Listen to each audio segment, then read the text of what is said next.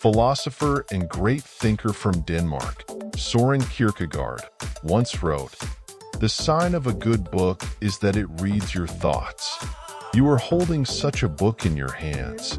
This is not just a classic work on self-cultivation and personal development, but also a close friend who can share all your troubles and offer you valuable advice.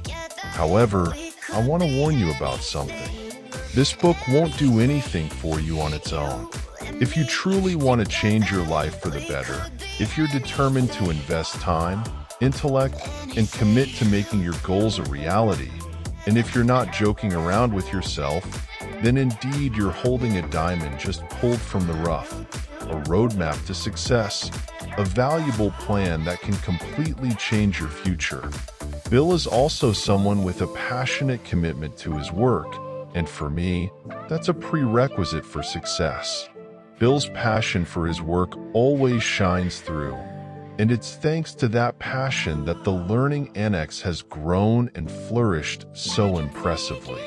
Thinking big is a philosophy I've pursued since I was very young, and it's been proven to be the shortest path to success. Bill shares that philosophy with me, and his achievements are proof of that. Collaborating on this book is also a success together experience for both of us. I hope you'll not only be inspired by our achievements, but also glean insights for yourself from them. Before I met Donald Trump, the Learning Annex was just a small company. But now, the Learning Annex is truly a major company because I've absorbed Donald Trump's perspective on success. 28 years ago, while studying film courses at the New School in New York City, I had to make money to support myself. So in 1979, at the age of just 26, I started the Learning Annex with $5,000 earned from working at a bar mitzvah.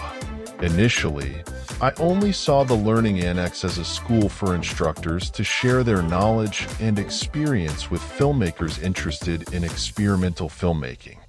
Passion.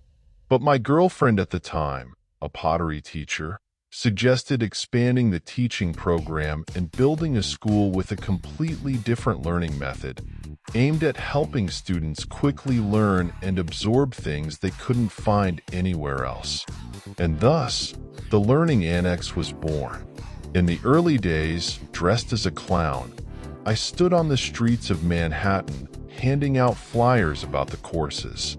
I told people to call the office number printed on the flyer and say that a clown had told them to register now for a $5 discount. Then I'd run back to the office and answer the phones. It was fascinating how many people called, intrigued by the idea of a friendly clown telling them about discounted courses. I'd enroll each student by class and send them confirmation letters. When there were no more registration calls, I'd focus on finding teachers. That's how I ran and operated the Learning Annex from a $325 per month rented apartment on the Upper West Side. The Learning Annex succeeded, and I'm truly satisfied with that. I found my passion and realized I was a natural-born organizer. I changed the perspective on education that success comes only from studying, and studying by realizing that the edutainment, education combined with entertainment, format is more effective. In today's fast-paced world, everything happens quickly. No one has time for traditional learning anymore. The development of media and the internet has created a generation of people who want everything to be fast-paced and exciting.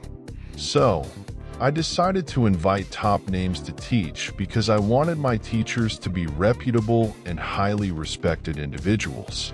The allure of celebrities attracted a surge in student registrations. More and more reputable figures were willing to accept invitations to teach in my classes.